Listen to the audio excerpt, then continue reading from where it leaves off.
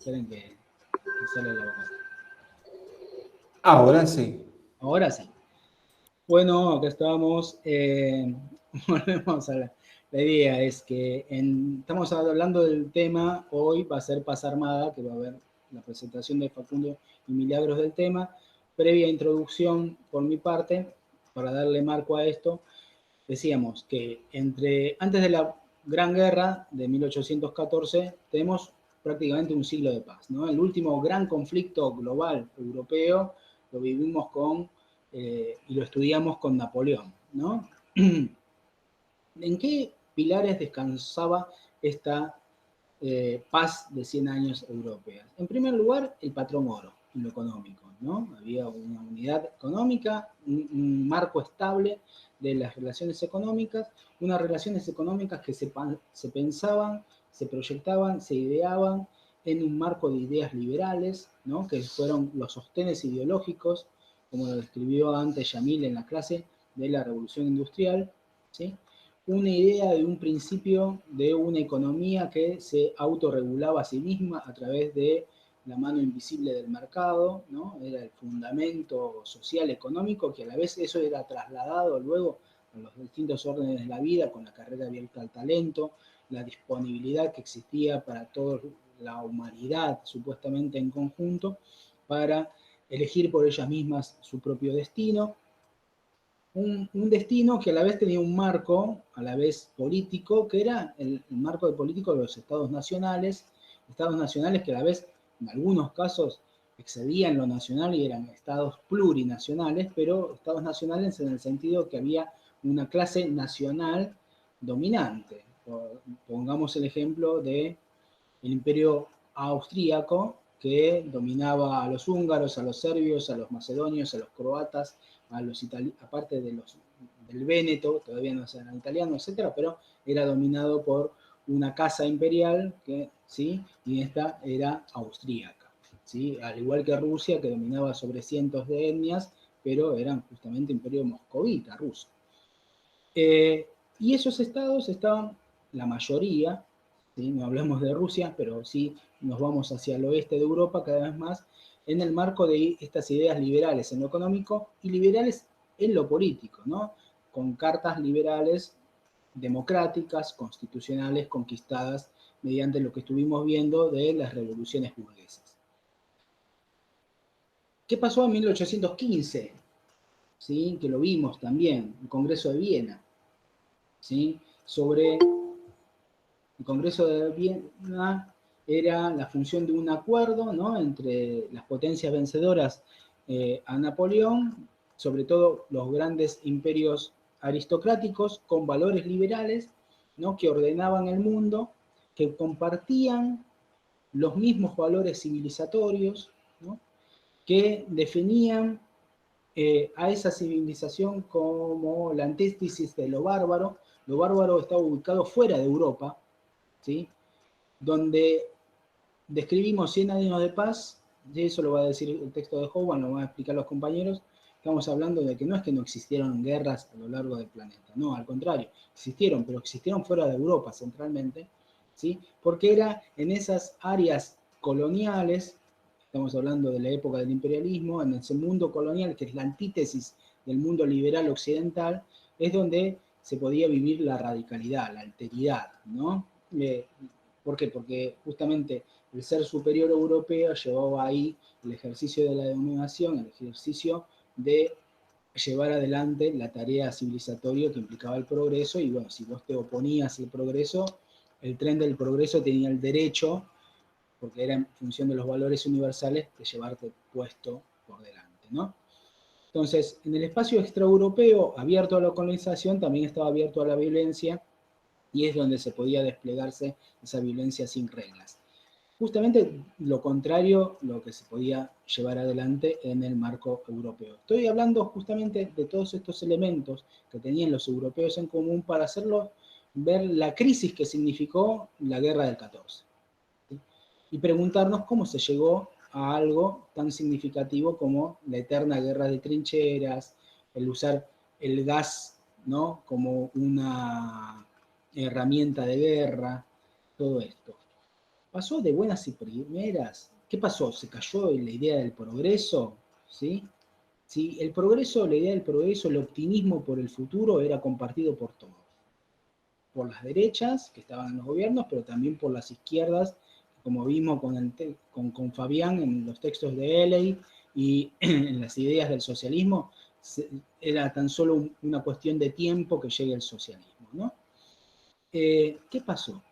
¿Tuvo algo que ver el sistema de alianzas, ¿sí?, que se habían construido ya en producto del Congreso de Viena? ¿Sí? Eh, Esas alianzas, ¿sí?, ese sistema diplomático, ¿no?, con la casta diplomática, con los encuentros diplomáticos, con todas las formas de la diplomacia y el despliegue de la no violencia, ¿no?, porque justamente la diplomacia es la antítesis de la no violencia y es un reflejo de la civilización, en definitiva, lo que despliega la diplomacia. En ese sentido, ¿no?, por eso son tan prolijos, ¿no?, los que estudian relaciones internacionales y hablan tan modosamente, ¿no? Como el anterior canciller con Monito. Entonces, esto justamente porque la diplomacia se funda sobre la idea del diálogo y la mutua neutralidad, que implicaba justamente construir alianzas y, y la idea de equilibrio que seguía esta idea de alianza.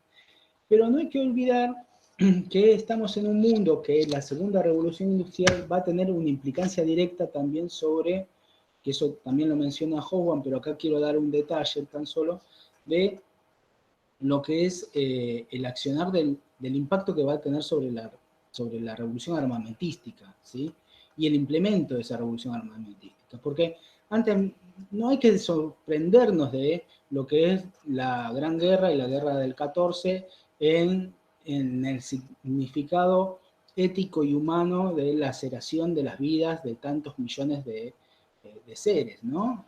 Del impacto de las trincheras. Porque ya tuvimos un anticipo de eso, que es la aplicación de la revolución industrial en la guerra de la secesión de Estados Unidos, ¿no?, donde murieron algo así como 650.000 almas, ¿no? Bueno, almas, personas. La guerra del Paraguay, que tenemos mucho más cerca, ¿no?, prácticamente, ¿no?, donde solamente 200.000 paraguayos sobrevivieron, ¿no? 30.000 hombres. En función de eso también tenemos justamente la dimensión ya de lo que implicaba la guerra como un recurso no solo para los estados, sino también como un instrumento político para poner fin no solo a la confrontación entre estados, sino también para poner fin al miedo a la revolución. Porque si algo vimos ya antes con la Revolución Francesa, es el vínculo guerra-revolución, ¿sí? Si hubo y estaba latente la posibilidad de usar la guerra, es porque también no se le temía. Acuérdense que nosotros la clase pasada empezamos haciendo una mención a la Comuna de París de 1871, y que la Comuna de París es un producto directo de la crisis del Imperio francés, producto de la guerra justamente llevada adelante por Alemania, que no solo termina derribando al Imperio francés y poniendo preso a Napoleón III, sino robando Alsacia y Lorena a los franceses, ¿sí? Y eso es lo que provoca también la crisis de ese Estado, un vacío de poder y el surgimiento, ante la amenaza del avance de las tropas alemanas, de la Comuna de París, ¿no? De las tropas parisinas y de los obreros y trabajadores franceses de París que se levantan y proclaman la Comuna, ¿no? Estaba latente todavía ahí la cuestión que la guerra puede desencadenar la revolución, ¿sí? Algo que ya vimos con justamente la Revolución Francesa.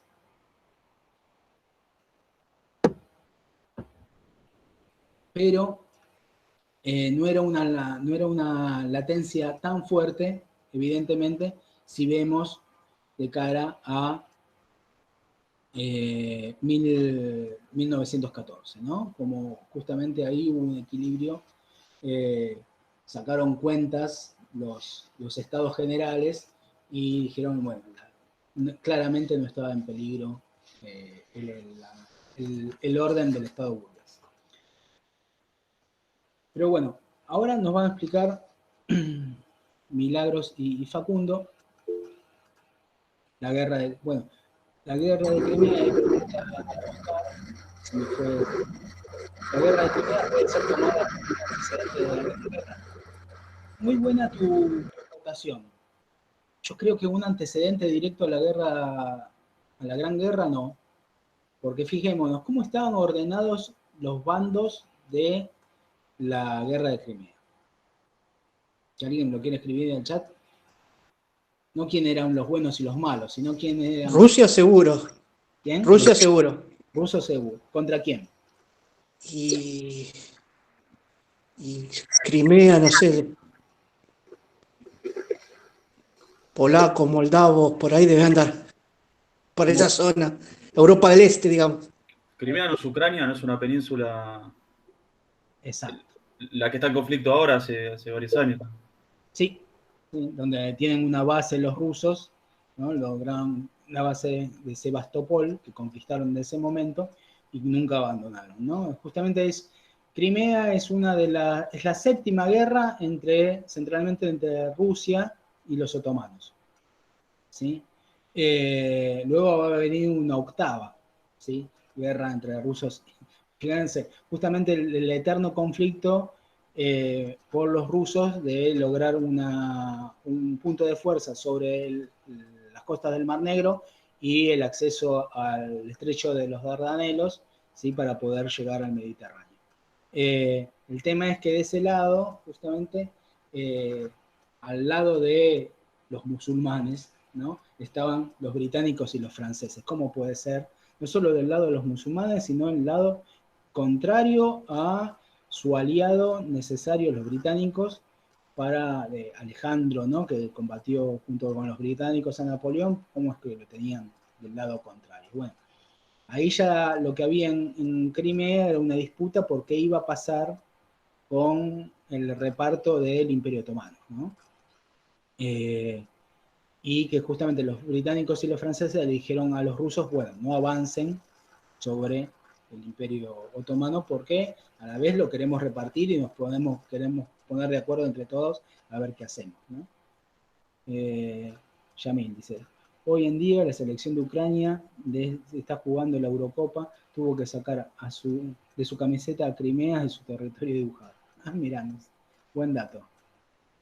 Disculpa, Gabriel, o sea que está en disputa el territorio todavía, Crimea, ¿está en disputa? En realidad no hay un poder en el territorio que tenga la posibilidad de disputárselo a los rusos, esa es la realidad. Los rusos lo que hicieron, Putin lo que hizo, no, los rusos, es llevar adelante un referéndum para ver si no sé cuál es ¿cómo se dice? El nombre de los habitantes de Crimea, ¿no? El gentilicio. El gentilicio, gracias. El gentilicio de los crimeos, crimesios. Sí querían querían pertenecer a Rusia o querían mantenerse en Ucrania, porque era justamente territorio ucraniano. Y votaron mayoritariamente por pertenecer a Rusia. Un pequeño detalle, justamente Crimea es habitada por una base rusa, entonces de ahí era claro a quién querían pertenecer. Pero por otro lado, Ucrania hoy, hasta el día de hoy, vive una guerra civil. Producto también de la división, una fuerte división que existe en Ucrania, entre Ucrania del Este y Ucrania del Oeste, donde Ucrania fue un campo de batalla, digamos, en toda la entreguerra y en la Segunda Guerra Mundial, por un lado porque Ucrania hubo una rebelión contra el dictado soviético, ¿no? Y Stalin se las cobró muy fuerte con una hambruna gigantesca sobre Ucrania. Y esto dio pie para cuando justamente la Operación Barbarroja, el avance del ejército nazi sobre la Unión Soviética, en Ucrania sean tomados por algunos aparte de los ucranianos, como fuerzas de liberación. Entonces, esto nunca se lo van a perdonar justamente los ucranianos que también sufrieron, ¿no? Las vejaciones y las masacres por parte de los nazis y sus colaboradores ucranianos. Entonces, cuando vuelven justamente el Ejército Rojo, se va a llevar consigo, ¿no? a los cómplices y partícipes de la ocupación nazi. Y desde ese momento quedó lacerado muy fuerte el tejido identitario social de los ucranianos. Síntesis abreviada. Gracias, Gabriel. No, por nada. Una acotación más. Primera Guerra Rusa. Pero la población en Crimea puede ser que en un gran porcentaje sea rusa también. Sí, Leandro. Sí. Aparte porque simbólicamente es muy importante, porque en Crimea está bajo la órbita, en el medievo y antes, bajo la órbita, ¿no? del Imperio Bizantino. Cristiano ortodoxo, ¿no? Y justamente los fundadores del Rus moscovita, que tiene en realidad su ubicación en Ucrania, en el sur, vean la última temporada de Vikingos, y lo van a ver ahí, justamente son ortodoxos cristianos, ¿sí? Porque su rey se convierte en Crimea, ¿sí? El Ruf de Kiev, muy bien. Justamente se convierte en Crimea y es como el lugar fundativo, ¿no? de la Rusia que soy, ¿no? Haciendo una traslación gigante entre el Rus de Kiev y lo que es el Imperio Moscovita y toda su expansión, pues, bajo los romos, y la casa Romanov y demás, ¿no? No hay una relación directa, pero sí hay una mito-historia de construcción de un hilo nacional fundativo de lo que es Rusia, de identidad rusa, con el elemento de ser Rusia, la tercera Roma, caído la Roma apostólica, caída Constantinopla, Moscú asume el sentido de ser la última Roma, con todo el sentido universal de Roma, para la cristiandad. Por eso zar es un equivalente al César. Exacto. Bueno, volvemos al mapa europeo en general. Le damos pie a los compañeros que prepararon la clase.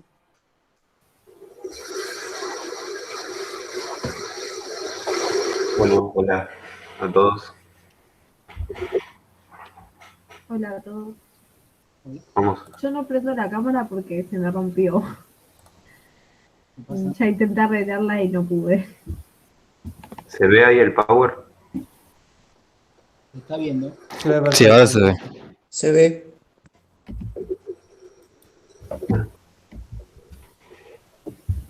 Bueno, a nosotros nos toca dar el texto de Hoffman de La Era del Imperio, del libro La Era del Imperio, de La Paz a la Guerra. Bueno, para recordar un poco de Hoffman, quién era un historiador británico de la corriente marxista, que murió, bueno, en el 2012. Bueno, y como lo conocemos, además es uno de los historiadores más importantes de la historia marxista británica. Y entre sus obras podemos encontrar, obviamente, la trilogía que venimos leyendo hasta hoy, después, bueno, la historia del siglo XX, después otras obras de nacionalismo y demás. Después, bueno, el capítulo está dividido en dos partes, que nosotros nos dividimos. La parte 1, mi compañera, y la parte 2, yo. Que la parte 1 más o menos lo que habla es la paz armada. Bueno, sí, en la primera parte el Hoffman va a plantear que desde 1871 a 1914 las potencias, principalmente dentro de Europa, no va a haber guerra, no se van a atacar. Sí va a haber guerra, como dijo Gabriel al principio de la clase, fuera de Europa, en las colonias. Va a nombrar una guerra entre Estados Unidos y Japón, creo, si no me equivoco. Y va a hablar que durante todo este periodo de paz va a haber una gran carrera armamentista entre las principales potencias, que va a ser una carrera por quién tiene las mejores armas, y se le va a exigir, digamos, al mercado cada vez la mejor tecnología, digamos. Pero también Hoffman va a hablar de que toda esta carrera había que financiarla, esta compra de armamento. Va a hablar de que, bueno, se van a subir los impuestos, el Estado se va a hacer parte de la compra de este armamento y aparte va a haber inflación. También habla, volviendo un poco para atrás, de que no se esperaba que estalle una guerra. Sí lo van a predecir, van a hablar que Engels y Nietzsche van a predecir la guerra que va a estallar, pero la verdad es que no, nadie se esperaba que estalle. Lo que va a decir es que en 1910, durante ya la carrera armamentista, donde ya estaban todos armados y competían, se podía ver que venía una guerra, pero que ni siquiera en 1914 va a esperar a que estalle.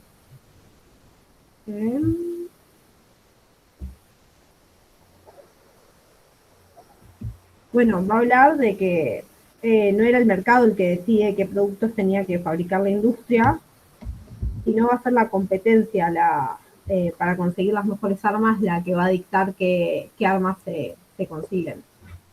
Y también va a ser foco en la transformación del rol del ejército, donde en ese tiempo de paz el ejército iba a tener un rol más de represión, o no era una carrera peligrosa, sino va a decir que era más peligroso trabajar en las minas que en el ejército, y que con la guerra va a haber un rol que se transforma y que va a desarrollar más en profundidad en la segunda parte digamos, del capítulo. Que va a desarrollar por película. Sí, incluso a partir de lo que dijo la compañera, que se creía que, bueno, el trabajo en las industrias, en las minas, era más peligroso que la guerra. Justamente Hoffman pone una cita que dice: no existe seguridad de que una mujer pierda a su hijo si éste acude al frente. De hecho, la mina de carbón y la estación de maniobras son lugares más peligrosos que el campo de batalla. Como que ahí Hoffman lo que toma es una cita de principios del decenio de 1900, y como que justamente lo que dice es eso, que no se esperaba que sea tan peligrosa la guerra, sino que más peligroso por ahí era un trabajo en la mina, como habíamos visto la semana pasada en los cuadros, que se veía el trabajo forzado de las minas de carbón y demás. ¿Querías agregar algo más, Mili? No. Bueno. Después, pasando a la parte 2 del capítulo, ya vemos los primeros orígenes de la Primera Guerra Mundial, o bien dicho, la Gran Guerra, que Hoffman lo que dice que para saber el origen se ha debatido mucho, e incluso ha gastado mucho más debates que el origen por ahí de la Revolución Francesa. Como que hay distintas versiones del origen de la Primera Guerra Mundial, que bueno, obviamente la Revolución Rusa lo que hace es, al estallar esta, empieza a investigar los documentos privados del zar, y ahí empieza a echarle la culpa al imperialismo. Después, bueno, obviamente tenemos la famosa versión, que es la que tienen los aliados, que es la que le echan la culpa obviamente a Alemania del origen, que obviamente es la piedra angular, como dice Hoffman, del Tratado de Versalles, que bueno, que nos dice que obviamente que Alemania es el culpable de todo, y que es el que tiene que pagar, Alemania es el que tiene que pagar todos los gastos y demás. Después, lo que empieza a decir es que hasta ese momento no se habían planteado todavía ningunos objetivos. Como que los gobiernos de esa época no tenían una serie de objetivos definidos, sino como que más o menos lo que hacían era, como habíamos dicho antes, como que se iban midiendo a ver para qué lado, para ver quién tenía más poder militar. Pero no había ningún objetivo de ocupar o de conquistar o expandir fronteras, como se va a ver más adelante en la Segunda Guerra Mundial con Hitler, que la idea de él obviamente era formar un imperio algo más grande, ir expandiéndose. Incluso también podemos encontrar que Hobsbawm lo que plantea es que el origen del conflicto no se halla en el carácter de una situación nacional cada vez más deteriorada. Y a partir de eso es cuando nos metemos en la confrontación de los bloques, de la división de los bloques en el mapa europeo, que por un lado obviamente tenemos a la Triple Alianza, que la Triple Alianza en un principio era una alianza germánico-austríaca, que era Alemania con el Imperio Austrohúngaro, aunque se dice que es triple porque estaba Italia. Obviamente, ya empezada la guerra un año después, se pasa al bando anti-británico, perdón, anti-alemán. Y obviamente después tenemos la Triple Entente, que es la que estaba conformada por Gran Bretaña, Francia, Rusia, y obviamente posteriormente va a estar Italia. Pero lo que no se sabía era cómo iba a ser la confrontación de esos bloques. Sí se sabía que iban a estar, por un lado, iban a estar enfrentadas a Alemania y Francia, iban a estar sí o sí separadas porque había ocurrido la ocupación de 2 colonias francesas por parte de Alemania, luego de la guerra de Prusia franco-prusiana. ¿Colonias dijiste? ¿Cómo? ¿Colonias dijiste, Facu? Sí. ¿Cuál colonia? ¿Había dicho algo mal? Sí, no, Alsacia y Lorena no son colonias, es el oeste, ¿sí? Es la cuenca del Ruhr de Francia, digamos, es parte del Pentágono francés. ¿Sí? Son departamentos hoy de Francia. Colonias no se ubican ni en África ni en Asia. Bueno, perdón. No, es para destacar, digamos, porque justamente estaban habitadas por franceses. ¿Me permitís hacer unas acotaciones antes de que sigan Sí. hablando? Bien. Ustedes un par de elementos para darle y resaltar, ¿no? Ustedes dieron importancia a este lugar de los ejércitos, que no eran una cuestión de peligro, muy bien por ese lado, pero se da un hecho importante, que es que existe como telón de fondo de la guerra una mentalidad militarista creciente en la sociedad, ¿sí?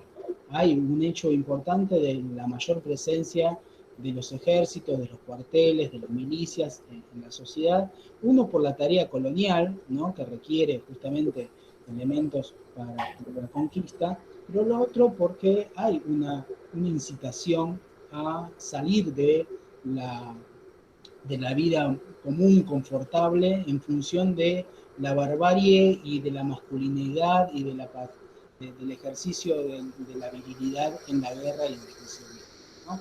De esto vamos a tener elementos como Nietzsche, Marinetti, más adelante. Pero por otro lado tenemos una presencia presente de los gastos militares en la guerra. Esto va a ser un significado profundo de lo que es la paz armada, ¿no? Porque la paz armada significa... ¿Estamos en Claro. ¿Cómo? Perdón. Pero mientras nos armamos, ¿no? Mientras nos preparamos para la guerra, ¿no? Es como si hubieran leído el libro chino de la guerra, ¿no? O sea, si quieres mantener la paz, prepárate para la guerra. Bueno, un poco eso. Pero no era eso tan solo. La trampa de Tucídides también. A ver, ¿qué comparativo? Estoy alejado de las antiguas. Cada vez me siento más alejado de las antiguas. Quería agregar una cuestión importante. La paz armada, si tenemos que describir el momento que estamos describiendo la historia europea, podemos hablar. Hay un elemento central en la conformación de Europa, en el escenario europeo, que lo describimos ya con nacionalismos, que es la creación de 2 nuevos estados nacionales en el mapa europeo. Uno es Italia, ¿sí? Y el otro es más importante, el mayor peso en la historia europea, que es Alemania, el Segundo Reich, ¿sí? Que se funda en una guerra, justamente esto que estaba diciendo, ¿no? El mayor peso de los ejércitos, el espíritu militar, y que ¿cómo se llama? En Alemania va a ser esto más destacado, ¿sí? Sobre todo por el Junker prusiano, que es el que va a estar a cargo el espíritu prusiano, que va a estar a cargo de información de ese Estado, que es el Segundo Reich. Es un Estado democrático liberal, pero de mucho peso aristocrático, ¿sí? Y en ese imperio democrático liberal, pero con una cabeza, con un rey frente, ¿sí? Ese rey va a ser una figura, ¿sí? Importante, pero que no va a tener el gobierno inmediato. El gobierno inmediato del Segundo Reich va a ser Bismarck en un primer momento, ¿sí? Bismarck va a gobernar Alemania desde el 71 hasta el 88. ¿Sí? Sí, como que él es el que se encarga como también de ir nivelando la paz. Perfecto, bien. ¿Y cómo lo hace eso? Y como que hace, tipo, a partir de por ahí de negociaciones o de los congresos que había de paz. La Exacto. conferencia de Berlín, ¿puede ser? Muy bien, Constanza, la conferencia de Berlín. Pero la conferencia de Berlín habla sobre temas europeos. No, No, es la de colonización hacia África. afuera, pero es una repartija entre las distintas potencias. Exacto, Constanza, muy bien, Oscar. Y eso no es diplomático en un punto, como que va sacando afuera el conflicto. Bien, perfecto. ¿Y qué rol cumple ahí justamente? Bien, ahí lo señala muy bien. ¿Cómo están participando? Me encanta. Néstor lo señala muy bien. Justamente la conferencia de Berlín tiene un doble significado. Por un lado,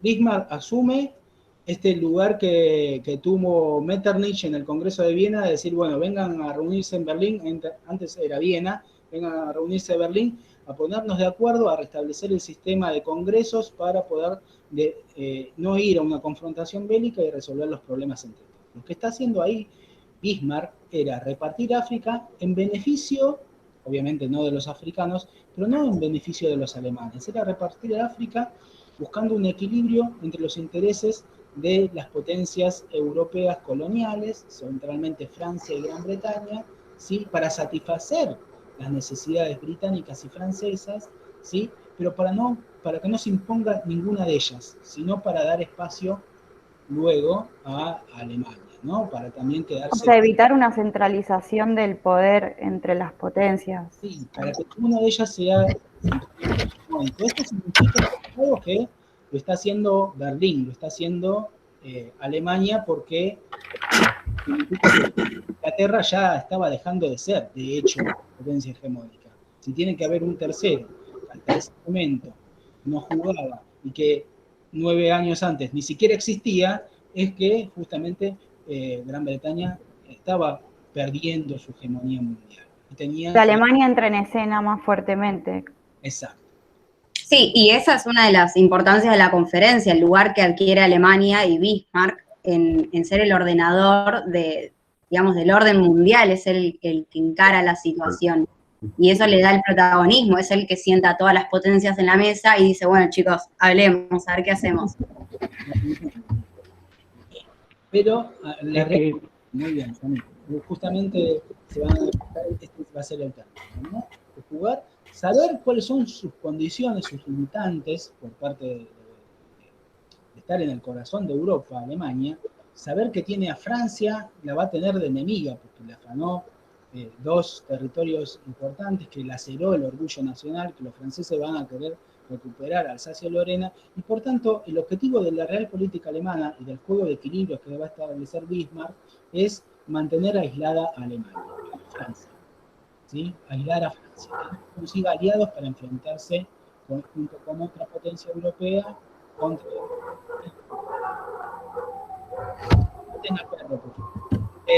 Y entonces la la otra cuestión es cómo se hace esto. Por un lado, conseguir amigos. El principal amigo que va a conseguir, ¿sí? Que lo va a seguir hasta el final, va a ser Austria. ¿Sí? Que va a ser, Disculpa, creo que el compañero Facu tiene abierto el micrófono Sí. y no se escucha bien. Y no se te escucha bien, Gaby, ahora. Pareciera que genera como una interferencia. Espera. No, lo tengo activado. Ahí se escucha. No, sí se escucha. Pasa que cuando habla otra persona y te dice el micrófono abierto, vos parece como que interfiere o algo así, me parece. O como que hace un eco. Ahora, ahí se escucha. Sí. El tema es que creo que debería cerrar el micrófono cuando abra el texto, eso. porque si no Sí. no se escucha bien. Gracias, Facu. Los interrumpo y les doy la palabra en 2 minutos, Facu y Milagros, que están haciendo bien, pero quiero, como el texto de Howard no lo aclara esto, porque es un capítulo dentro de un libro, y para hablar del mismo tema, esto se ve en este capítulo de la construcción de naciones.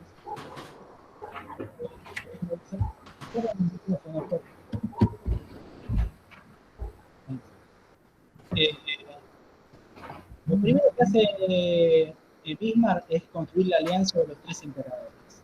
¿Qué 3 emperadores serían? Serían el emperador alemán, el emperador austriaco y el emperador ruso. ¿Sí? Establece el eje Moscú-Viena-Berlín. ¿Por qué Rusia se suma a esta alianza? Porque tienen supuestamente comunes, ¿no? Ser emperadores muy técnicos, ¿no? Conservadores, todos ellos. Y por otro lado, lo que hace en el Congreso de Berlín, justamente Bismarck, es negarse a sí mismo, negarse a Alemania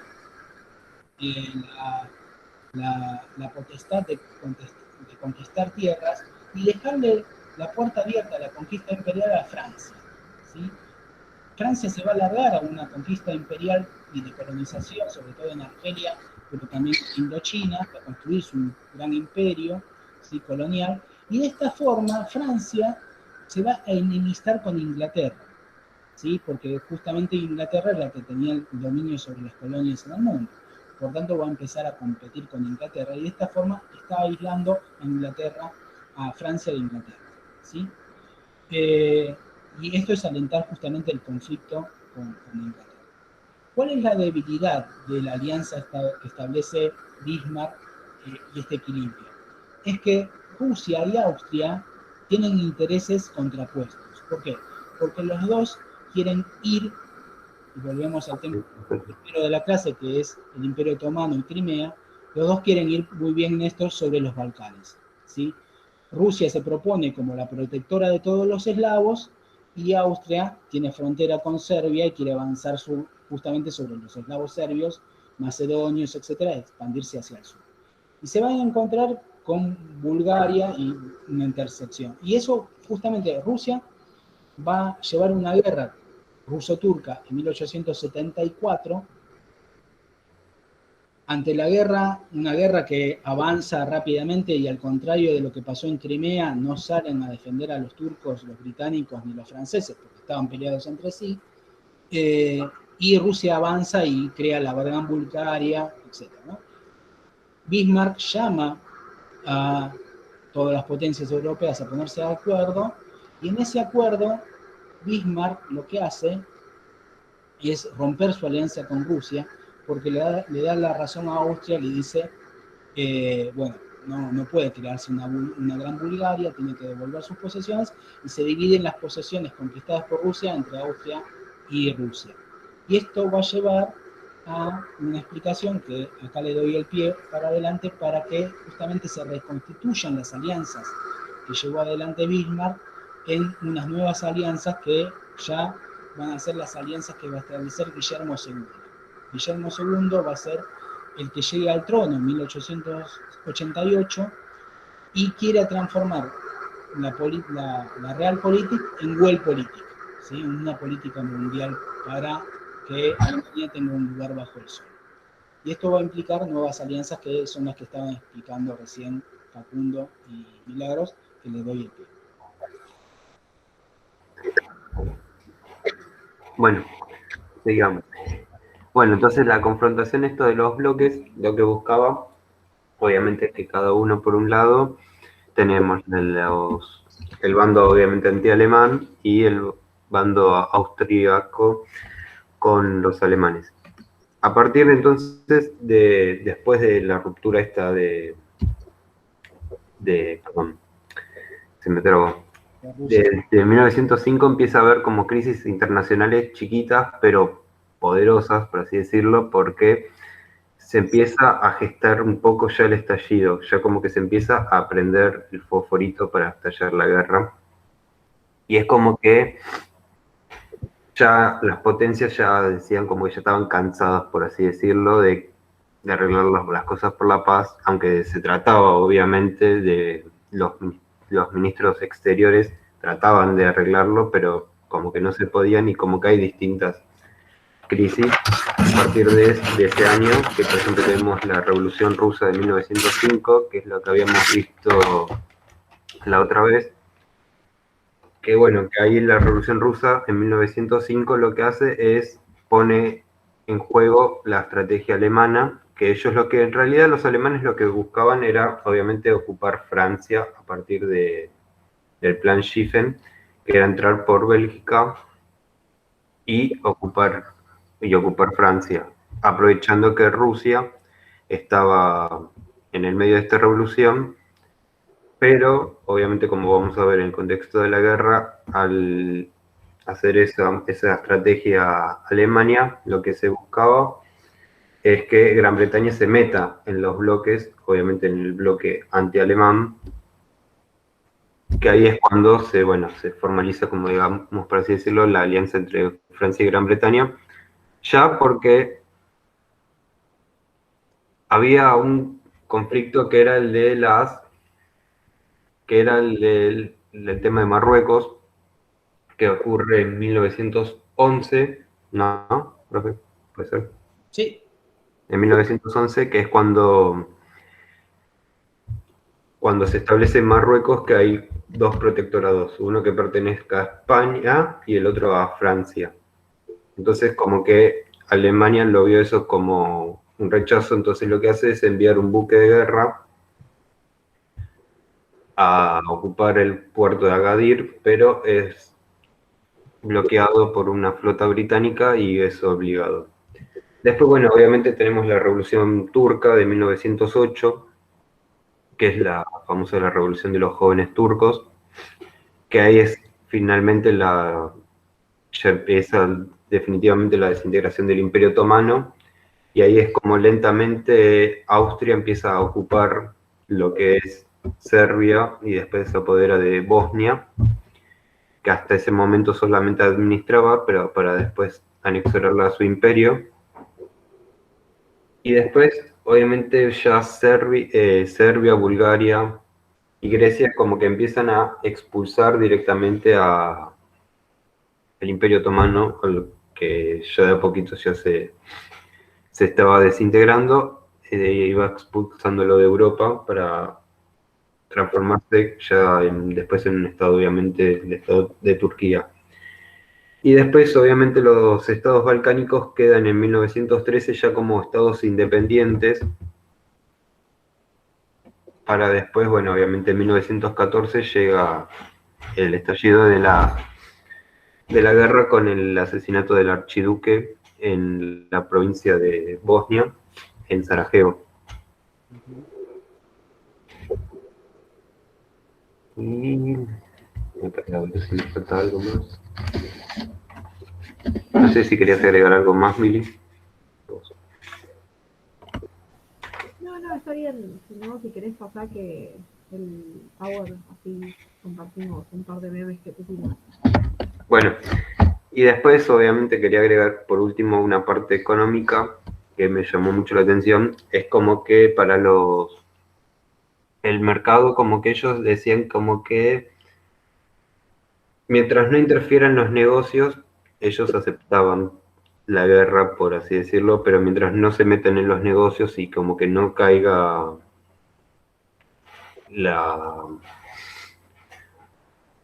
¿cómo cómo puedo decir? La dimensión capitalista industrial que había en ese momento, mientras no interfiera la guerra en eso, podía seguir todo igual.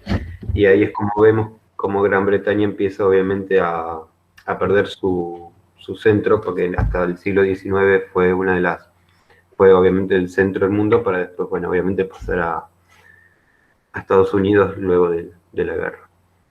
Y ahí estamos. Después, bueno, agregamos como imágenes, A ver. tipo memes, por así decirlo.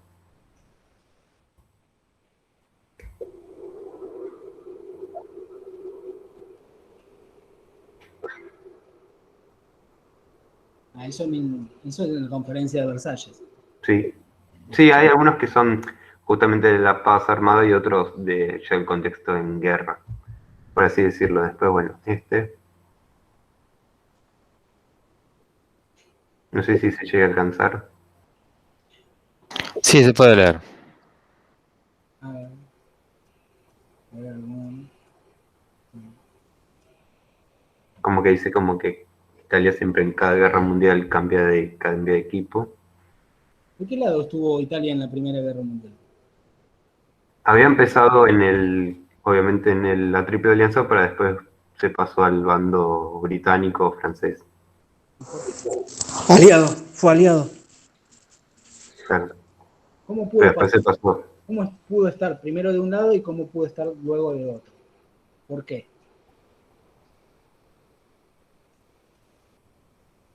Y yo creería porque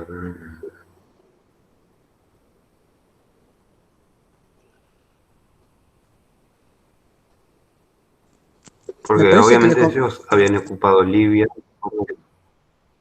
No, decí.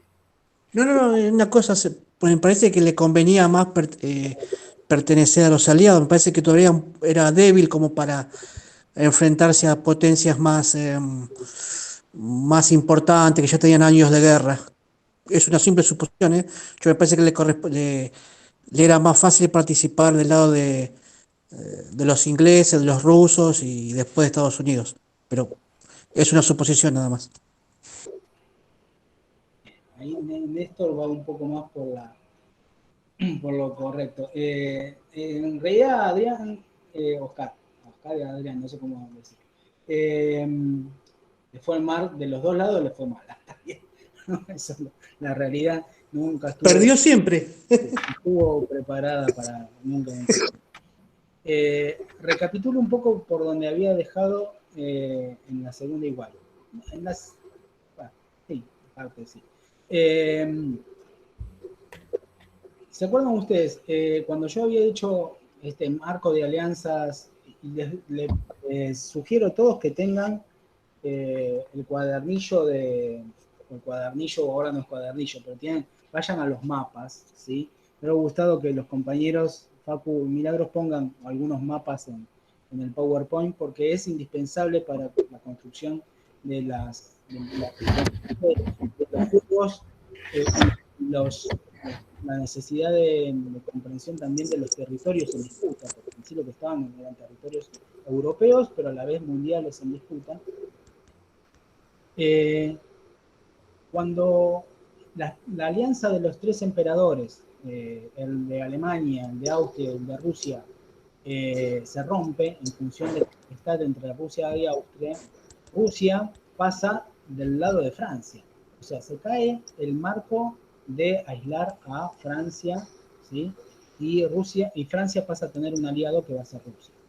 Es importante esto de la alianza ruso-francesa porque los capitales que van a permitir el desarrollo industrial ruso, ¿sí? Con la instalación de las grandes industrias en el Báltico, en San Petersburgo, van a ser capitales franceses, ¿sí? Cuestión que también va a condicionar justamente el desarrollo de la guerra, la importancia de los capitales, y la inversión en capital, por tanto el establecimiento de alianzas. Y eso es lo que va a ser justamente ¿cómo se llama? Francia, justamente, volver a tener un aliado. Pero Salido Rusia de la alianza con Alemania, Bismarck se ve obligado a compensar esa alianza y por eso encuentra en Italia, ¿no?, un aliado que compensa el lugar de Rusia.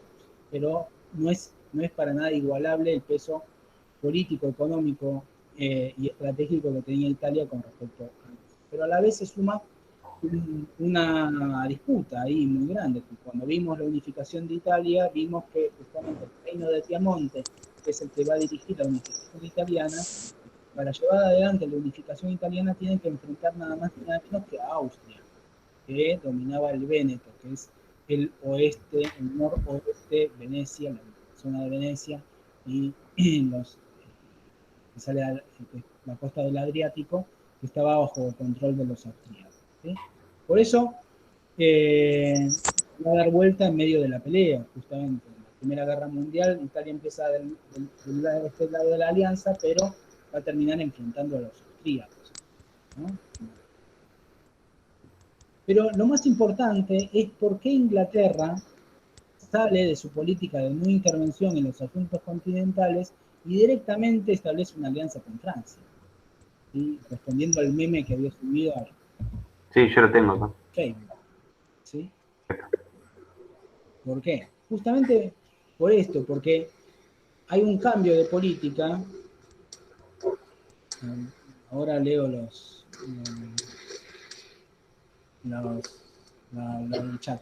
Dice, Oscar, en la Segunda Guerra Mundial Italia, el lastre de la Alemania nazi estuvo del eje de la asociación de Chelsea. Fue un lastre y a la vez le dio ejército. ¿Tuvo que ver la cuestión familiar en la alianza? Bueno, esto es importante también, porque el nuevo rey que sube, Guillermo II, en 1888, y asume el poder, el Kaiser alemán, que asume ese lugar tan importante, tenía nada más ni nada menos que de abuela a la reina Victoria y de primos a Jorge V, ¿sí?, de Inglaterra, a la zarina ¿cómo se llamaba? Alejandra, de Rusia, y a Victoria Eugenia, de España. O sea, era una parentela, ¿no?, interesante. ¿Cómo puede ser que primos se terminen entrando en guerra? El primo, los Romanov y los alemanes eran primos, y la casa de Edimburgo también, ¿no? O sea, los británicos también. ¿Cómo puede ser que entren en guerra entre sí? Tiene que ver con esto, que la potencia del surgimiento de una potencia industrial con la más poblada de Europa, con las mejores universidades europeas, con el desarrollo de investigación que tenía y el potencial que tenía justamente la industria alemana, ¿no?, que ya nace en una fase mucho más avanzada de la revolución industrial, y guiándolos ahora apartado Bismarck, que buscaba el equilibrio, y asumido Guillermo II con una política nacionalista patriótica, ¿no?, de alentar la movilización, ¿no?, dirigida desde arriba, pero del nacionalismo, creando las ligas navales, ¿no?, o los cuerpos de exaltación de la nación, con discursos grandilocuentes que metía la pata más de una vez, pero con una inversión sobre todo en ¿qué? En armada, ¿no? Ahí nos tienen las cifras Hoffman, ¿no? 1890, 90 millones de marcos había invertido Hoffman, ¿cómo se llama? Guillermo II en la armada. 400 millones de marcos había invertido 10 años después. Esto es la Casa Armada, un crecimiento desmesurado, ¿sí?, o justamente poniéndolo en competencia con el nivel alcanzado por la Marina Real Británica, que entraba directamente en competencia. Y por esto justamente Inglaterra se va a unir a Francia y al bloque de la Entente, para justamente tratar de poner un freno al desarrollo potencial y al desafío que implicaba a todos los planos un desarrollo no solo industrial, sino ahora también militar de la Alemania eh, de Alemania. Y es importante esto porque también es importante otra cuestión que mencionaban los compañeros, que en realidad no querían la guerra, digamos. Lo que estaban buscando era justamente una competencia que se siga librando fuera de Europa, ¿sí? Pero los equilibrios estaban a punto de estallar. Esta relación de alianzas era una bomba de tiempo, ¿sí? Claro, como que en cualquier momento podía saltar ya. Y cualquier elemento podía causar un desbarajuste. Por ejemplo, la guerra ruso-japonesa de 1905, que es otra guerra imperialista. Exacto, Oscar. La Belle Époque, que es este mundo de no me importa nada, vivo la vida riendo, tomando, bailando, ¿sí? Es el momento a la vez donde están creciendo todas la crisis que va a llevar a la hecatombe, ¿no? Pero decía, la guerra de 1905, que le da una paliza a Japón, a una potencia también recientemente creada, con la restauración Meiji, recientemente industrializada, que salían del feudalismo japonés y pasaron rápidamente a una fase imperialista. Esto te da cuenta de la potencia del desarrollo capitalista en ese momento, cuando no existía el nivel de competencia y la búsqueda de crear áreas de influencia, ¿no? ¿Y qué le disputa Rusia a Japón? ¿Sí?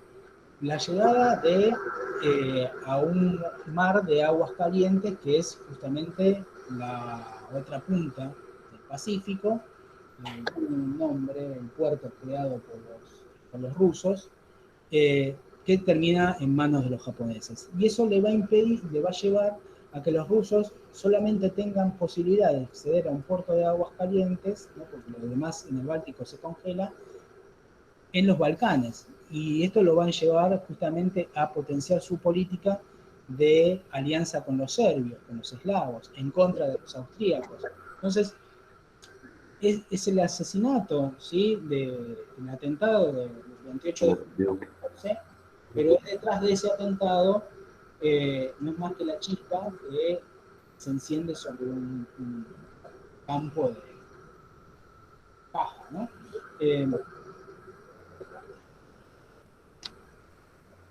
Y algo importante que se menciona en el texto, Hobsbawm, es cuál es la reacción de la población. Estuvimos hablando de Guillermo II, la alta política, diplomacia, intereses, geoestrategia, pero los que van al frente a morir por la patria son soldados.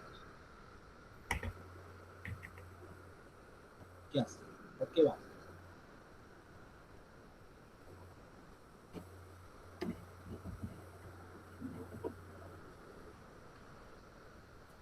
Creo que si no estoy equivocada, Hobsbawm plantea que la población se enlista y va a ser un hecho que no va a pasar de nuevo, por ejemplo, en la Segunda Guerra Mundial. Digamos que en la Primera Guerra van enlistados, se suma mucha gente, más de lo que se esperaba que pasara, y que eso no se va a dar ya de vuelta en ninguna otra guerra. Los alemanes van a conquistar Polonia de forma entusiasta, en la Segunda Guerra Mundial.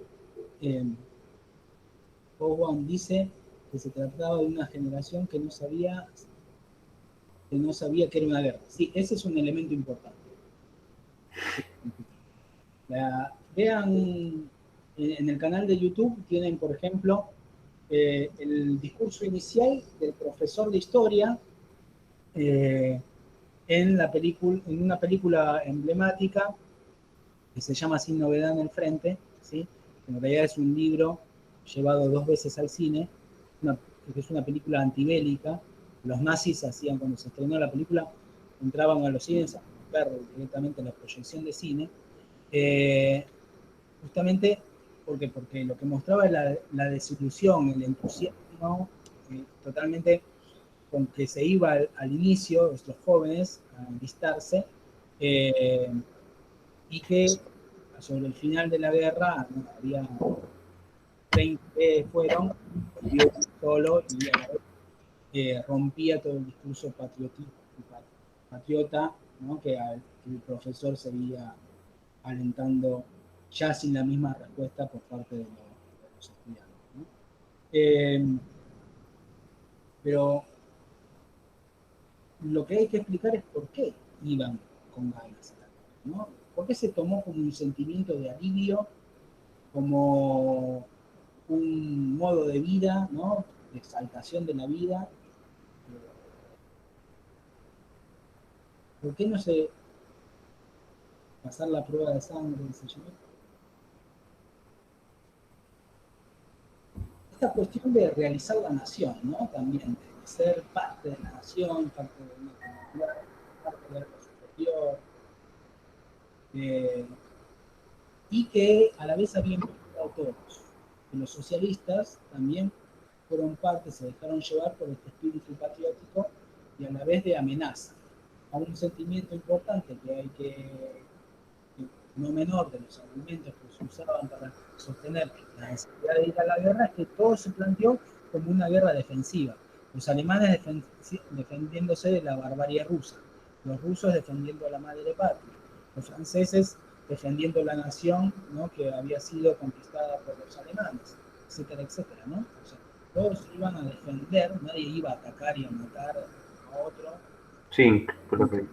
Guerra de conquista imperialista, porque no se proclamaba así, pero sí. ¿Alguno querés hablar? No, justamente me estaba acordando que lo que estaba diciendo, que justamente lo que se dice Hoffman es como que en realidad es una guerra defensiva para parte de Gran Bretaña y Francia defenderse del avance alemán, digamos, no es como una guerra así para ocupar de ellos. Ellos se defendían prácticamente, no es que iban a buscar nuevos territorios. Es como una guerra defensiva más por parte de ellos. Bien, Oscar había dicho el nacionalismo, Gabriel había mencionado, bueno, como dijo, en Alemania hay una cuestión nacionalista fuerte, viene por ahí, pero al ver los horrores de los frentes, la historia fue otra, como fueron los rusos, por ejemplo. Exacto, algo importante que va justamente a suceder durante la guerra es que la guerra va a volver a traer la revolución, como también fue la revolución de 1905, ¿no? En Rusia mismo. O sea, la voz más débil de toda esta cadena europea que estamos hablando, del desarrollo del capitalismo y de la afirmación de un Estado, la guerra ruso-japonesa dio un primer movimiento revolucionario que va a promover los soviets, y la guerra del 14, años más tarde, ¿sí? 3 años más tarde, en el 17 recién, va a pasar tiempo, por eso no va a ser inmediata la disolución, ¿sí? Va a durar, inclusive va a haber gente que va a sentir que vivió lo mejor de su vida en ese momento, en la guerra, y ahí tenemos luego el fascismo y las camisas pardas, ¿sí? Pero lo que se va a vivir fuertemente es que en 1917 entra un desequilibrio. Hay que sumar otro actor que no estuvimos mencionando nunca en esta clase todavía, que es Estados Unidos, ¿no? Estados Unidos se va a sumar en el 17 del lado de la Entente, ¿sí? Afectado justamente la cuestión del equilibrio que podía llegar a ser en el mapa mundial un triunfo de Alemania, ¿no? Lo que está en juego detrás de todo esto es el reparto colonial. Tengamos en cuenta que la guerra se inició previo, ¿sí? Cada uno de los bandos ya había acordado con sus aliados respectivos cómo se iban a repartir el mundo si ganaban, ¿no? O sea, ahí tenemos justamente que la revolución de 1917, los bolcheviques lo que hacen es publicar, ¿sí?, los tratados que había firmado el zarismo, los acuerdos con Francia y Gran Bretaña para repartirse, por ejemplo, la zona del Medio Oriente controlado por el Imperio Otomano, ¿sí? Que entra del lado de la guerra, del lado de las potencias centrales, con Austria y con Alemania, ¿no? otra relación. ¿Por qué entran los turcos del lado de Alemania y de Austria? Justamente porque del otro lado estaba Rusia, pero también porque Alemania lo que hace es invertir fuertemente en el famoso tren, el Expreso Oriente, ¿sí? De Agatha Christie, que va de Berlín a Bagdad, que pasa por Jerusalén, etc. Bueno, hay una fuerte inversión en toda esa región que ya manifestaba un potencial económico importante, ¿no? Con primeras factorías de petróleo, etc.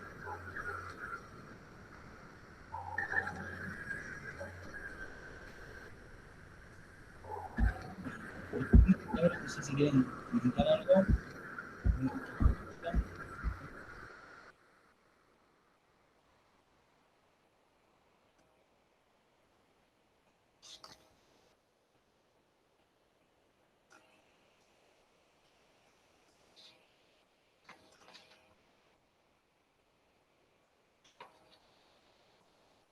Bueno, una cuestión, no sé si me están escuchando, creo que sí.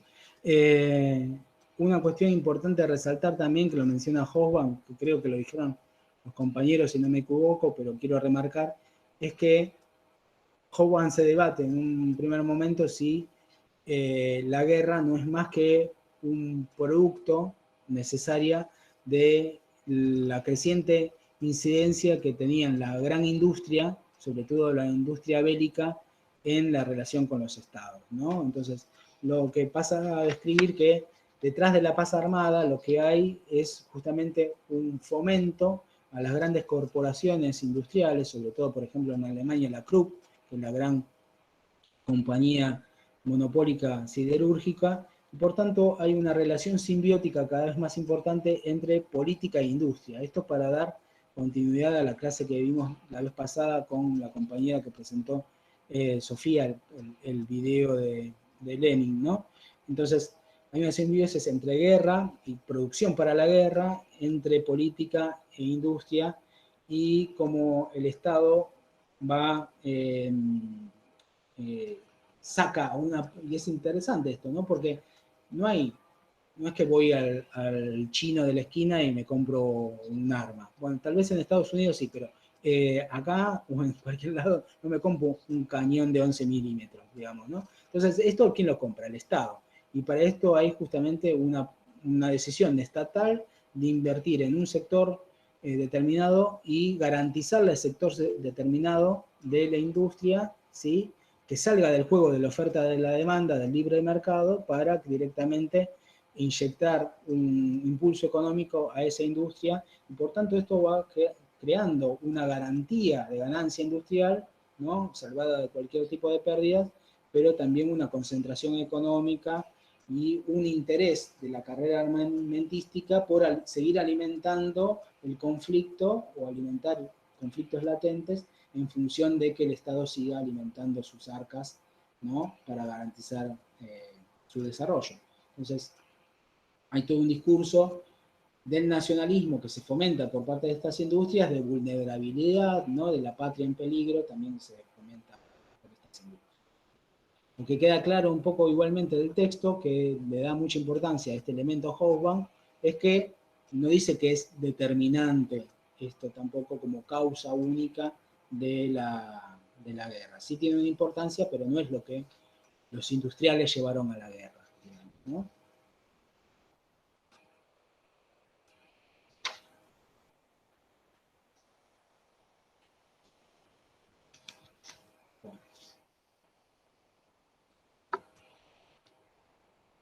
Ustedes saben, ¿no?, que el primer al agente de la mano negra, así se llamaba el grupo secreto serbio que atentó contra el archiduque, se le escapó el archiduque, ¿no? Tenía que pasar por un lado, lo estaba esperando por ahí, llegó tarde, no pasó por ese lado porque terminó yendo por otra calle, y ya lo daba por perdido el atentado, y dio vuelta a una esquina y se lo encuentra. Incluso, profe, ¿no era que justo el que lo mató estaba como tomando un café o estaba en una esquina o algo así? Como que estaba, como que lo vio. ¿Qué pasa si no lo hubiera vuelto a encontrar? ¿Se hubiera desatado la guerra? Es una película de Netflix. Gustavo Princip, exacto. Si Princip fallaba. Y sería como preguntarnos qué hubiese pasado si Hitler hubiese sido muerto en combate en la Primera Guerra Mundial. ¿Hubiese existido una segunda? Es contrafáctico, ¿no? Contrafáctico. Lo que pasa es que Hitler es Hitler y Princip es Princip. Entonces es... sí, esa un poco a lo Pacho O'Donnell, pero lo que un poco manifiesta es más, porque el archiduque estaba a favor era un reformador, era un liberal reformista que pretendía una igualdad mayor de los serbios y un reparto diferente del poder dentro de Austria, y venía, capaz que ahí hubo una intención también de liquidarlo para socavar cualquier espíritu de reforma. Pero por lo que yo estuve leyendo, quizá como planteas vos, por ahí al archiduque se zafa del atentado, ¿no? Pero esa zona de los Balcanes estaba una zona muy caliente, o sea que faltaba una chispita para que se hiciera un gran incendio. Por ahí otro atentado, una huelga, un secuestro, es como que esa Belle Époque era media mentirosa porque no estaban todo bien, era un foco de cultivo de los Balcanes y se sabía que en cualquier momento estallaba, y estalló con el asesinato del archiduque. Sí, y que no es que tampoco hubo una invasión inmediata por parte de Austria a Serbia, digamos. Los rusos, el ultimátum que llevan adelante es decir que se abra una investigación, digamos, no es que inmediatamente hay una declaración de guerra. Bien, Néstor, justamente, era un reformista. Digamos, hubo una aceleración del conflicto, digamos.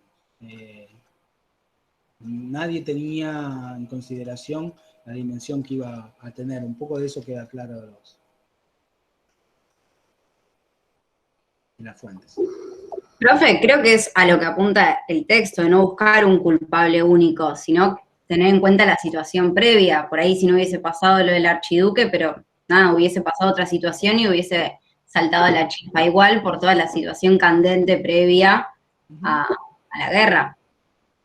Sí. Es algo más bien sistemático, no tanto de una persona, porque las tensiones estaban. Digamos, cualquier excusa, por decirlo de una forma vulgar, les iba a venir bien con tal de llevar a cabo el resto de sus planes.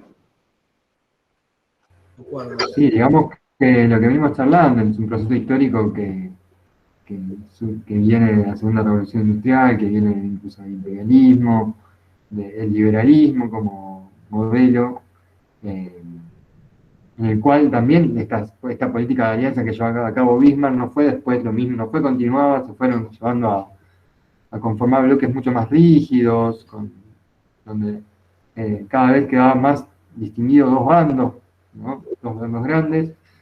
Entonces, lo más probable es que terminó siendo una excusa, digamos, como se dijo acá en la clase, la chispa que generó el incendio, ¿no? Pero las tensiones estaban también los intereses económicos, políticos por detrás, ¿no? Esta simbiosis que se empieza a dar entre la gran industria y los estados nacionales, el nacionalismo.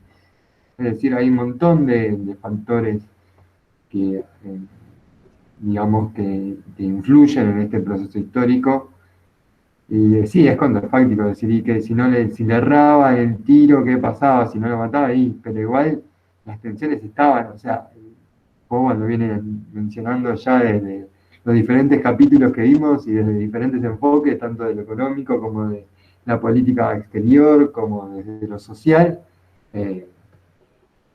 diciendo que era una de los posibles decantaciones de todo esto que se dio durante el siglo decimonónico, ¿no? Me parece que, más allá de hacer la pregunta que hubiera pasado, sí, me parece que Hoffman va tirando como, bueno, de esto se fue derivando a llegar a, pero no solo a la Gran Guerra, también derivó en la Revolución Rusa, me parece que también es otro de los hechos trascendentales del siglo XX, que si no, no se puede entender el siglo corto.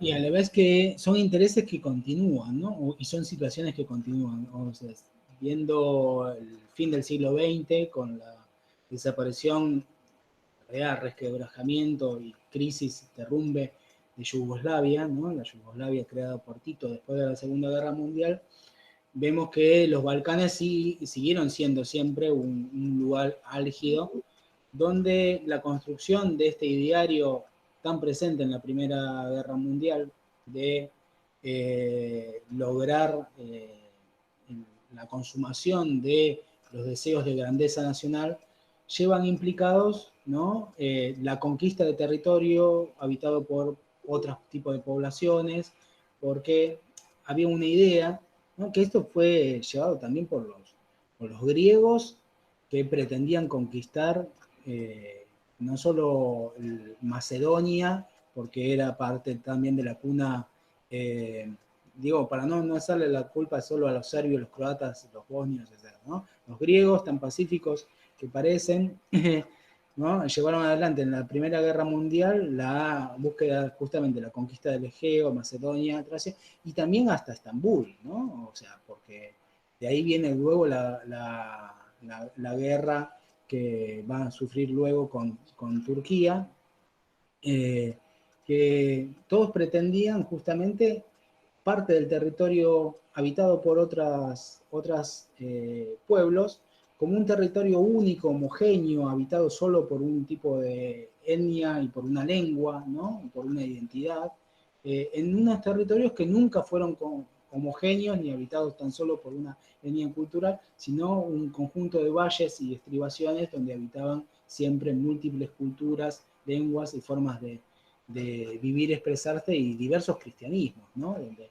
por ejemplo, el Islam también, hasta hoy, en Bosnia pervive, digamos, ¿no? También fue una de las causas también de la crisis. Y los intereses de las potencias económicas también, porque justamente la guerra de desintegración de Yugoslavia, por lado de Croacia, estaba el apoyo alemán en contra de Serbia, ¿no? Entonces también eso fue, y de la Alemania unificada, recientemente unificada en los 90, cuando cae el muro de Berlín. Entonces, la búsqueda de la expansión, ¿no? hacia el sur, hacia los Balcanes y hacia el Imperio Otomano, esa línea de continuidad de Guillermo II hasta el canciller Kuhl, continúa. Bueno, de hecho todavía está bastante presente la idea de la Gran Albania en los Balcanes. Sí.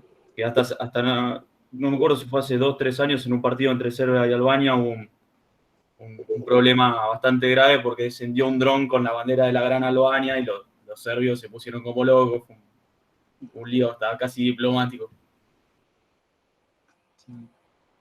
No, por eso es un gran problema que vamos a ver luego en las clases sobre los 80 y los 90, ya del siglo pasado, reciente, como la crisis del Estado-Nación no significa que no se reviva el espíritu de construir un Estado-Nación particularista, tanto para los catalanes como para los kosovares y para los macedonios, etcétera, etcétera, ¿no? Y lo que implica eso, ¿no? Casos de guerra que fueron terriblemente cruentas. Bueno, algo más. La clase que viene también vamos a tener felicito a todos, ¿no? Por su alta participación. Parece que estamos llegando a temas que les gustan más, me entusiasma. Está bueno, le gusta el espíritu de la batalla, las confrontaciones, ¿no? Tenemos bastante de eso. ¿No? Todos los historiadores vemos sangre y decimos, esto es... Eso nos emociona ya de vida, ver sangre, sufrimiento y muerte. ¿no? No iba a hacer el comentario pero yo justamente siempre tengo un debate interno con el tema de algunos recursos, ¿no? Eso es tremendo, porque me parece que tampoco debemos olvidarnos como historiadores, como cientistas sociales, que atrás de esos, justamente de esos procesos históricos que estudiamos, hay personas, personas que sufrieron, que murieron, que vivieron atrocidades durante la guerra, y siempre me pregunto, digamos, veo que está de moda, me llamaba la atención con un recurso que usaron los compañeros, que no es para criticarlo, pero me llama la atención el tema de los memes, ¿no? Para hablar como livianamente de procesos donde murieron millones de personas, que por ahí lo vemos muy alejado de nosotros y no lo sentimos propios, ¿no? Y no sentimos propios nosotros, imagínense nuestros alumnos cómo lo deben sentir. Entonces, nada, yo lo planteo como que a veces me hace un poco de ruido, o sea, hacer más liviano el sufrimiento de tantos seres humanos. Ahora, que se usa, que puede llegar a ser útil para dar algún proceso histórico dentro, digamos, de la escuela, es verdad, sí. Pero yo me quedo con algunas dudas, al menos.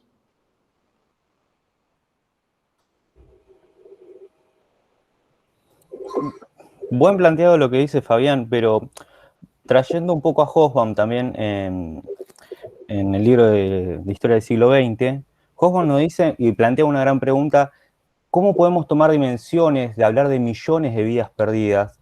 ¿Cómo podemos dimensionar esas cifras? No estoy tratando de desmerecer, ¿no?, el sufrimiento de las personas, pero ¿cómo podemos hablar después de la Segunda Guerra Mundial de cuántos rusos murieron? O cuando hablamos de los desplazados, o el genocidio armenio de 1,5 millones de armenios.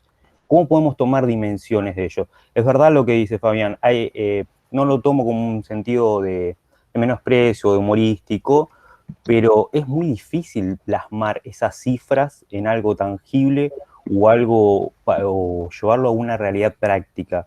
Es decir, por ejemplo, yo tomaba ese ejercicio de una manera interna, es decir, una persona en promedio mide 1,70 m, 1,20 m, y si ponemos 1,5 millones de personas acostadas una al lado de la otra, ¿hasta dónde llegamos? ¿Cuántos kilómetros de cadáveres podríamos imaginar como para tomar una dimensión de eso? Y sin contar las personas que hayan sobrevivido y el sufrimiento o el daño psicológico que queda. Y hablando un poco de la guerra y llevándolo un poquito más para adelante, creo que Hobsbawm en el libro Paz y Guerra del siglo XXI habla de cómo podemos trasladar hoy por hoy o imaginar una guerra en donde los sentimientos patrióticos que estuvimos hablando y demás, esos impulsos que nos llevaban hacia adelante, hacia la guerra, hoy por hoy no están vigentes. ¿Cómo podemos mover toda una nación para una guerra? Hoy por hoy, ¿existe una guerra? ¿Cuántos de acá o cuántas de acá podríamos ir a participar? Yo, por mi parte, andá a arrancar, que te espero acá. No voy a andar muriendo por esto. Y por otro lado, también algo que traía Hobsbawm hacia adelante, que no lo trabajamos hoy, pero fue que esta cuestión de la guerra, de las armas, el avance tecnológico, pasó a poner en primer plano aquello de que el avance de las armas dejó de tener un enfrentamiento directo, dejar de ver la cara al oponente y a pasar a ser a tocar un botón y cae una napal que destruyó en Vietnam, quemó a cuantas aldeas. Entonces se va perdiendo ese sentido figurado del humano, y cuando hablamos de las cifras de tantos millones de seres humanos muertos, se va perdiendo también. No sé, era como mi aporte también a lo que quería decir Fabián. Está muy bueno, eso sí, lo trata Hobsbawm en el texto de Guerra Total sobre la impersonalidad, digamos, ¿no? De todo, que trae justamente el uso de todo este armamento esta tecnología puesta al servicio de la matanza de miles de personas, donde solamente apretar un botón y ni tenés que verlo, porque lanzan las bombas y no ves los cadáveres volar por todos lados, ¿no? Bueno, ahí estamos. Pero está bueno, me parece que lo lancé como un debate. Yo no tengo una posición tomada, ¿no? Pero con este tipo de los memes lo he visto mucho. No he visto memes, por ejemplo, sobre el holocausto nazi con los judíos alemanes, por ejemplo, ¿no? Seguramente habrá, ¿eh? Espero que no los encuentres porque claramente te vas a quedar horrorizado, pero sí. Pero seguramente va a haber por algunos lugares de la Deep Web y cosas así, no tan Igual hay todo Pero, un lobby sionista, ¿no? Ahí del otro lado, como claro, para tapar el holocausto del, ojo, no desmerezco cuántos millones de judíos murieron por los nazis, pero cuántos millones de rusos murieron. Eso fueron no, muchísimos más. nadie lo duda, compañero, sí, claramente, claramente. Pero bueno, lo planteé como esta cosa que lo veo mucho, estos recursos, los memes y eso me llaman. Te causa gracia porque vos decís, pero también me genera como esa cosa también de duda. No estoy con una posición u otra en particular, sino expreso esta duda, este planteo que me surge. Nada más. Sí, es una duda que se le planteó a lo largo de la historia, sobre todo a los artistas, ¿sí? O sea, que va planteado desde diversos ángulos. Por ejemplo, sobre todo, vos trajiste, Fabi, el tema del holocausto, llamado holocausto, con mayúscula, en realidad el genocidio nazi, porque el holocausto se remite, ya lo vamos a ver, ¿no? Pero remite tan solo a la muerte, y bien también Oscar lo señalaba, o Néstor, no sé bien, que eran europeos, ¿no? Eran rusos, polacos, de identidad judía más o menos asumida, pero eran europeos, ¿no? Es un genocidio de europeos contra otros europeos, que, ojo, pasó por primera vez en la historia. Pero sobre ese tema, ¿no? Se hubo muchas polémicas de cómo representarlo, ¿no? ¿Sí? O el nazismo, si había posibilidad de representarlo, y era solamente la única forma de representarlo como la culmine del mal absoluto, ¿sí? Si podía haber eso. Si había posibilidad de estetizar la muerte, por ejemplo, en un campo de concentración. Si eso es una película, la remito, era una película clásica que se llama Capo, ¿no? Si podía haber un primer plano de una muerte, de un fusilamiento y una mano contra un alambrado, si eso no era una estetización de la muerte, del sufrimiento de todo un pueblo. Entonces, esa fue una polémica válida. Otra polémica válida de una película también clásica excelente, que se llama Ser o No Ser, que es de una brigada británica que va a atentar contra Hitler, ¿no? Entonces se disfrazan los británicos, con todo el humor británico, se disfrazan de nazis y distintos pasos de comedia para atentar con Hitler. Bueno, de ahí podemos ir a la película de ¿cómo se llama? De Pulp Fiction, Bastardo sin Gloria, ¿no? Tarantino. Miles, ¿no? Que se puedan hacer sobre, bueno, Ha Vuelto, ¿no? O el último de Roger Rabbit. Roger Rabbit. Exacto, también hay toda una polémica sobre hay cosas si se pueden hacer humor o no. Yo creo que el tema es si nos sirve para reflexionar o no. ¿Sí? Tiene que ver con la cuestión de la banalización, ¿sí?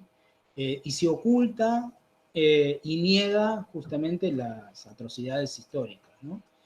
Tal vez nuestra tarea como historiadores es justamente develar esto que era tu preocupación, Fabi, de decir, bueno, detrás de todo esto hubo esta cantidad, significó esto, esto y esto, para los seres humanos vivos y concretos que pasaron por ese momento, significó esto otro, pero también sirve tal vez como un momento de reflexión de algún elemento particular, ¿no? Porque en sí lo que hace el meme es sintetizar un elemento que no puede ser la totalidad, ¿no? De todo eso. Para nosotros, justamente, las explicaciones siempre deben apuntar a lo multicausal, lo interrelacional, la historia conectada, y esto tal vez sea solamente un ápice de una página de Hobsbawm, ¿no?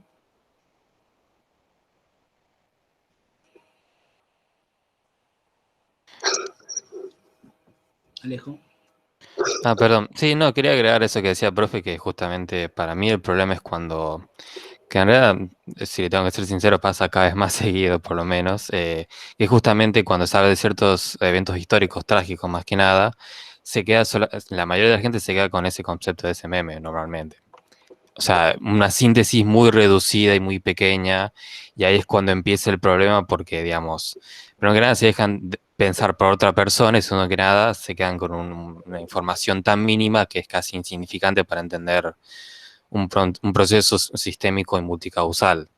Ahí es donde, digamos, cuando uno busca hacer una, no sé, por ejemplo, humor negro o usar memes para tratar de explicar un acontecimiento, es cuando, no sé cómo decirlo, se vuelve malintencionado como mínimo o propaga la ignorancia, digamos.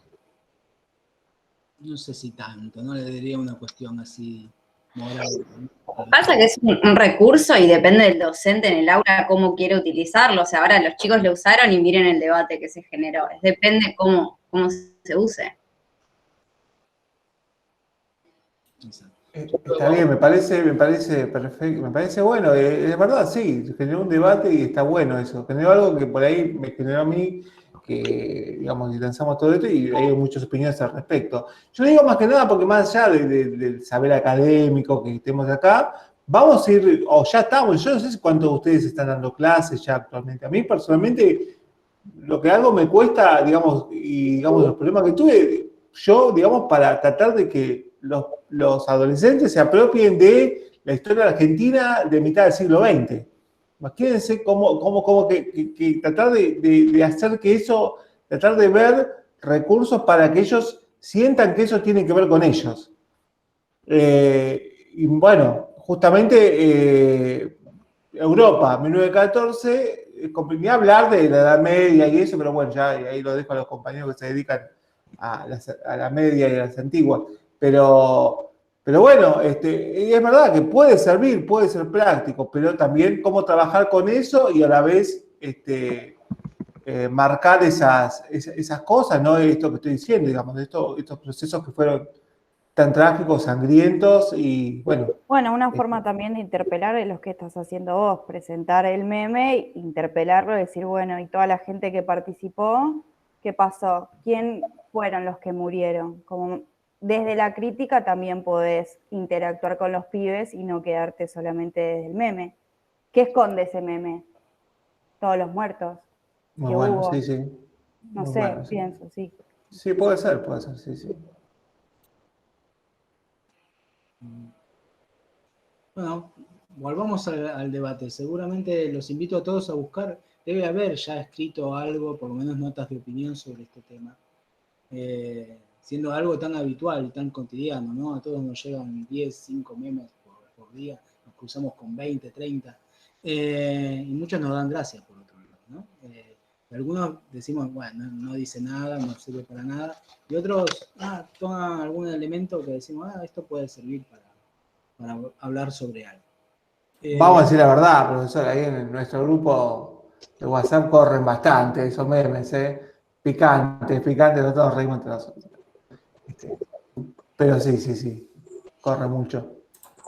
Y hacemos un filtro nosotros, ¿no? Una selección de ellos, ¿no? Aquellos que son buenos, aquellos que no. Somos curadores de memes. No está bien mal. Buena profesión. La clase que viene vamos a directamente entrar al tema de la guerra en sí y sus consecuencias, apuntando sobre todo a sus consecuencias, sus implicancias y sus consecuencias. Vamos a tener una mirada bastante humanista, ¿no? Justamente sobre la que asume Howard, pero también va a ser una clase complementada con videos asincrónicos que fueron también, obviamente parece que hay ganas, va a estar Mariela presentando en directo el texto de Howard, va a estar Oscar y Guido presentando el texto sobre el efecto en las colonias, ¿no? de la Gran Guerra, y después también Eugenia, Luciana y Liguel con el texto de Sin sobre esto también es otro elemento, ya yéndonos de las nuevas cosas que empieza a ver cada vez más, por suerte, que es por ejemplo la novela gráfica, ¿no? Howard Zinn es su clásico de historia de Estados Unidos llevado a una novela gráfica, y sale cómic, pero es mucho más que un cómic, con fuentes ahí, que también puede ser otro, hablando de lo didáctico, también puede ser otra forma también de acercarlo. Así que bueno, vamos a ver en la semana cómo nos van llegando ya algunos de esos trabajos de presentación y lo vamos compartiendo para enriquecer la clase que nos encontramos a todos. Y si alguien sabe cuando un escocés con pollera se cruzó con un italiano antes de la guerra, nos lo dice a todos y se lo comenta ahí a Facundo. A ver qué pasó con su abuelo.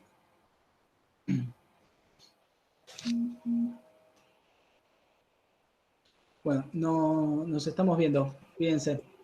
Muy bien. Chao, profe. Hasta la próxima. Chao, buenas semanas. Gracias, Buenas profe. noches. Chao, todos.